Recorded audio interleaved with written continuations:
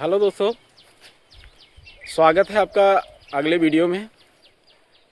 जैसा कि हमारा सीरीज चल रहा है कि अभी आपका 12वीं और 10वीं का रिजल्ट आया हुआ है, तो अब आपको इसके बाद क्या करना चाहिए। तो इसमें एक ये भी पॉइंट आता है कि मान लीजिए कोई ऐसा दोस्त है आपका जो कि 12वीं में फ़ेल हो गया है, 12वीं में वो फेल हो गया है और 10वीं में फ़ेल हो गया कोई आपका दोस्त है, तो अब वो क्या करे इसके बाद में, ये भी एक पॉइंट बनता है। तो मान लीजिए कि मैं एक छोटा सा उदाहरण मानता हूँ कि आपका मन पढ़ाई में ज़्यादा नहीं लगता है, लेकिन आपका माइंड क्रिएटिव है ना। तो इसके लिए ये चीज़ है कि आप अगर 10वीं में थे वो आप किसी कारणवश फेल हो गए, तो एक तो पहला प्रयास ये करिए कि आप 10वीं में जो रुक जाना और ये सब होते हैं, फॉर्म भरते हैं, इनको ना रुक नहीं जाना, ऐसा कुछ फॉर्म भरता है तो उसको भरिए और कोशिश करिए कि आप 10वीं निकल जाओ, है ना। मान लीजिए कि उसमें भी आप पास नहीं होते हो और फिर भी आप रुके हुए हो, अब उसको बाद में आपको कोई गलत कदम नहीं उठाना है और कोई प्रॉब्लम नहीं लेनी है। मध्य प्रदेश सरकार के अंदर आप वेल्डर एक ट्रेड होता है, वेल्डर ट्रेड।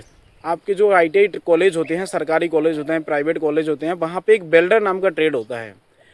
पिछले सत्र से ही मध्य प्रदेश की जो स्किल डेवलपमेंट है, जो डिपार्टमेंट है, उन्होंने एक ऐसा रूल निकाला कि मान लीजिए कोई बच्चा, वो ऐसा मानते हैं, ऐसा हम भी सोचते हैं कि कोई बच्चा अगर 10वीं में फेल हो जाता है तो वो थोड़ा सेंसिटिव हो जाता है, उस वजह से वो क्या करेगा, कोई गलत कदम ना उठाए। और मान लीजिए हम मानते हैं कि वो अब अपनी गलती को सुधारना चाहता है, तो 8वीं बेस पे, 8वीं के परसेंट पे उसको एक और मौका दिया जाता है ITI की तरफ से कि वो 8वीं बेस पे जाके वेल्डर ट्रेड में अपना चॉइस फिलिंग कराए और वेल्डिंग ट्रेड में वो अपना, अगर उसका मेरिट में नाम आता है तो वो ज्वाइन हो सकता है। तो आप 1 साल का वेल्डर ट्रेड कर लिए। जैसे मान लीजिए, देखो 10वीं से भी वेल्डर ट्रेड करने वाले आते हैं, 12वीं से भी वेल्डर ट्रेड करने वाले आते हैं, और आप 8वीं से अगर भी हो तब भी आप वेल्डर ट्रेड में बैठ सकते हो। वही पढ़ाई वो करेंगे, वही पढ़ाई आप करोगे। वेल्डर ट्रेड में खाली वेल्डर नाम सुन के ये नहीं करना कि वेल्डिंग करना है, उसमें आपको सब पढ़ाया जाता है। आपको मैथ पढ़ाई जाती है, आपको पूरा मार्केट के बारे में पढ़ाया जाता है, कंप्यूटर के बारे में पढ़ाया जाता है, वो आपको वेल्डर की जो थ्योरी होती है, एक टेक्निकल थ्योरी होती है, वो भी आपको पढ़ाई जाती है। वो उसके टेक्निकल प्रैक्टिकल भी कराए जाते हैं, जिसमें आपको रियल प्रोजेक्ट भी दिए जाते हैं, रियल काम भी दिए जाते हैं, आपको टेबल कुर्सी और ये सब कुछ बनवाया जाता है। ये आपको वेल्डिंग की प्रोसेस को बताने के लिए सब कराया जाता है, वो ज़रूरी भी है।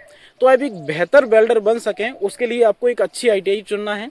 आपके क्षेत्र में अगर ITI है तो वहीं करना है, अगर आप नहीं है तो आप थोड़ा अगर बाहर निकल सकते हैं तो कहीं एक अच्छी ITI में जाके एडमिशन कर सकते हैं, तो ये भी बहुत अच्छा एक रास्ता होता है। और जैसे जब आयरन एंड स्टील का फैब्रिकेशन का आप काम करते हैं तो आप खुद का स्वरोजगार करके बेरोजगारी के बाहर आ सकते हैं। आप अपने गांव में एक शॉप डाल के, वेल्डर का वर्कशॉप डाल के, अगर अच्छे लेवल पे आप एक डिज़ाइन चीज़ें निकालते हो, एक आर्ट्स के फॉर्म में आप अगर आप काम कराते हो, लोगों का गेट बनाते हो, जो रोशनदान बनाते हो, तो बेसिकली आपको ग्राहक मिलेंगे और आपको काम भी मिलेगा। आप दूसरे लड़कों को आपके साथ में रख के आप एक वर्कशॉप चला सकते हैं। तो उसके पहले आपको सीखना पड़ेगा। तो आप एक किसी सरकारी कॉलेज में, ऐसा नहीं है, देखो सरकारी कॉलेज सुन के ये नहीं करना कि पढ़ाई नहीं होती। आज की डेट में मैं जिस ITI में हूँ, मैं जिस ITI में वेल्डर ट्रेड को पढ़ाता हूँ, तो ये मैं मानता हूँ कि वेल्डर ट्रेड के ऊपर बहुत पैसा खर्च करती है सरकार। बहुत सारी मशीनें आ रखी हैं सारी ITI में, और जो भी अपग्रेडेशन चल रहा है वो कंटिन्यू और अगले सत्र में अच्छा हो जाएगा। तो अगर आप करना चाहते हैं तो आप वेल्डर ट्रेड कर सकते हैं। आपको डिमोटिवेट होना नहीं है। अगर आप 10वीं में फेल हो गए तो 8वीं लेवल से आप नहीं स्टार्ट करो, आप वेल्डर करो, वेल्डर के बाद में आप कोई जाके पॉलिटेक्निक में कर लो। इस तरीके से एक अपना अलग रास्ता निकाल के आप अपना एक करियर बना सकते हैं, है ना। तो डीमोटिवेट नहीं होना है। अगर कोई भी और डाउट आता है तो आप मेरे को कमेंट करें, मैं आपके लिए आपके हिसाब से कोई एक सही रास्ते से एक बता सकता हूँ, है ना। तो कुछ गलत नहीं करना है। आप जो भी है तो आप मेरे से कमेंट करके बात